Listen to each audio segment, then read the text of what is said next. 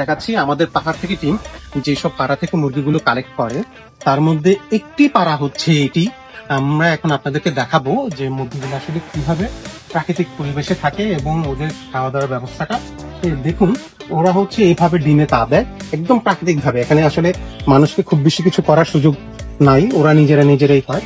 এখানে মুরগিগুলো থাকে, খায়, ডিমে তা দিচ্ছে এবং ডিম থেকে ফুটিয়ে এখানে বাচ্চা এবং দেখুন বেশ কিছু মুরগি রয়েছে আমরা যেগুলো হয়তো খুব অল্প সময়ের মধ্যে আমরা ভোক্তাদের চাহিদা অনুসারে আমরা পাঠাবো।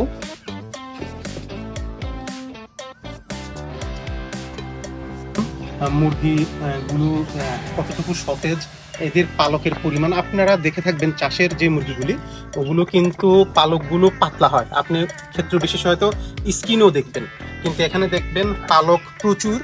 কারণ ওরা হচ্ছে প্রাকৃতিক পরিবেশে খায়, কোনো প্রকার রোগ বালাই নাশক ওদের দরকার হয় না, ফলে এদের মাংসের গঠন থেকে শুরু করে এবং সবকিছুই খুব ভালো থাকে।